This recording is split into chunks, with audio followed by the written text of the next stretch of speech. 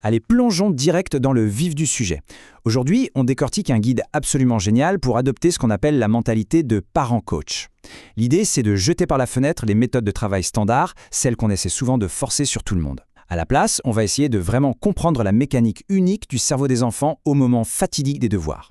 Bref, l'objectif, c'est d'accompagner, de guider et de ne plus rien imposer de manière rigide. On a tous connu cette fameuse crise des devoirs. Mais pourquoi réviser, c'est souvent si épuisant? Eh bien, la réponse se trouve dans la neuroscience. Imaginez un peu. Le cerveau doit recevoir l'information, la filtrer et la mémoriser. Et tout ça en même temps. C'est une demande cognitive absolument colossale. Donc non, ce n'est pas de la flemme de la part de l'enfant. C'est littéralement un marathon mental qui pompe une énergie folle et qui demande une gestion ultra pointue. Au programme de cette analyse, on a un vrai plan d'action super organisé.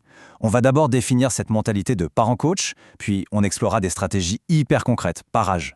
L'action pour les 3-5 ans, la structure pour les 6-9 ans, le tri pour les 10-12 ans, et enfin l'indépendance pour les 13-15 ans. Première étape de notre guide, la fameuse mentalité de parent-coach. Alors, un bon coach, ça connaît ses joueurs sur le bout des doigts, pas vrai? C'est la base absolue de toute pédagogie qui fonctionne. Il n'y a pas de méthode magique universelle. Voyons notre premier profil à repérer, le profil bulle. Imaginez un cerveau comme une bibliothèque hyper silencieuse, mais dont la porte d'entrée est verrouillée. Au quotidien, c'est l'enfant qui va fixer sa page de maths pendant 1 heure, le regard complètement dans le vide, perdu dans ses pensées. Attention, c'est pas un manque d'intelligence, c'est juste une immense difficulté à focaliser son attention sur un but précis sans partir rêver. Ensuite, on a le sensible classique. Lui, c'est le profil dont le radar interne surchauffe en permanence. Une odeur de cuisine qui flotte, un camion qui passe dans la rue, ou juste l'angoisse d'un exercice non compris, et paf, la coupe cognitive déborde avant même que l'apprentissage ait pu commencer.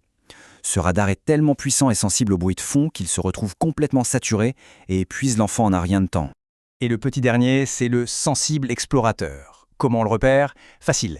C'est le stylo qui clique frénétiquement, la bougeotte sur la chaise ou l'enfant qui zappe d'une leçon à l'autre à la seconde où l'ennui pointe son nez.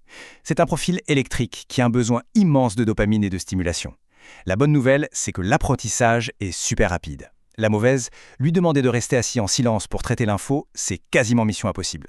Allez, on passe à la pratique. Section 2. Pour la petite enfance de 3 à 5 ans, l'action. À cet âge-là, pas de vrais examens, tout passe par le corps. L'apprentissage est 100% physique. Sur cette première fiche récapitulative, on voit que les ajustements sont vraiment simples, mais super efficaces. Pour réveiller notre profil bulle, on fait la leçon en mouvement. On dessine les lettres dans les airs ou dans son dos pour engager le toucher et réveiller ce radar mental. Pour le profil sensible, la stratégie, c'est la base silencieuse. Un petit cocon bien calme, sans aucun désordre visuel pour ne pas le surcharger. Et pour l'explorateur, on sort le comptage en sautant. Un bond après chaque mot ou chiffre récité. Le mouvement physique devient littéralement le moteur du cerveau. On grandit un peu. Section 3, les 6-9 ans, le besoin de structure. C'est l'entrée en primaire, l'arrivée des premières véritables évaluations. Et là, le cerveau a un besoin désespéré de structuration pour faire face aux choix et ne pas se noyer. Sur notre fiche des 6-9 ans, pour le profil bulle, on met en place un tableau visuel avec une liste de vérifications. Pour le sensible, la priorité c'est de neutraliser l'angoisse avec la technique de la mort de la peur, par exemple en lui faisant dessiner son stress, puis en déchirant la feuille avant de bosser. Et pour l'explorateur, on dégaine, l'horloge aidante, en fragmentant les devoirs en petites rafales de concentration de 10 à 15 minutes. Regardons ce fameux tableau visuel pour le profil bulle de plus près. L'idée, c'est de transformer la montagne insurmontable en toute petite colline facile à grimper.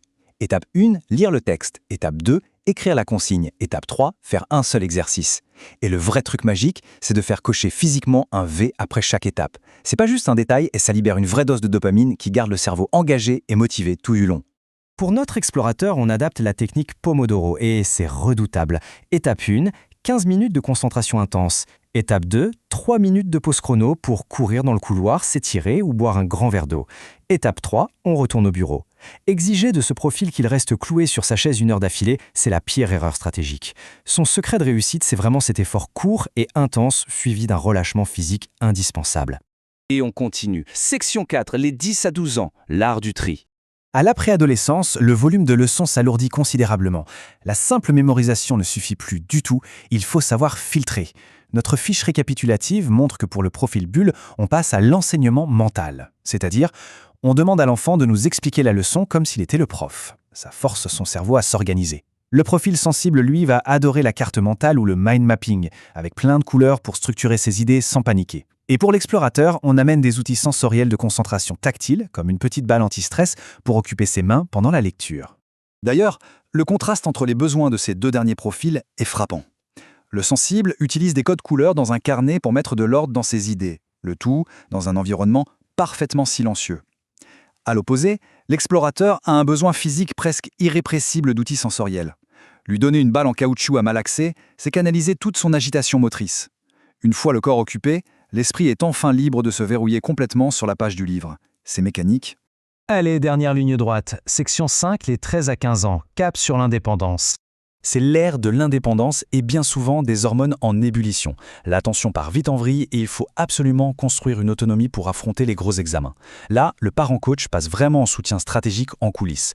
Sur cette dernière fiche, on voit des méthodes matures. Le profil bulle a besoin d'un emploi du temps strict avec des limites de temps définies pour éviter de divaguer indéfiniment. Pour le sensible, priorité absolue à la décompression. On met en place de la respiration ventrale profonde et on protège le sommeil. Quant à l'explorateur, il a besoin de défis, des flashcards avec des petites récompenses toutes les 5 bonnes réponses et boum, la corvée d'études se transforme en jeu captivant. On récapitule notre boîte à outils diagnostic. C'est super simple à retenir. Le profil sensible classique exige le silence pour apprendre. C'est non négociable. Le sensible explorateur, lui, carburera toujours à la microstimulation et au mouvement.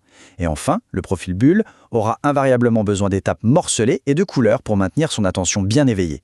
Adapter l'environnement à ses paramètres, c'est tout simplement transformer la session de révision. Et ça nous amène directement à la règle d'or tirée de notre analyse. Une révision réussie ne se mesure pas au temps passé assis au bureau, mais à la clarté du radar de l'esprit.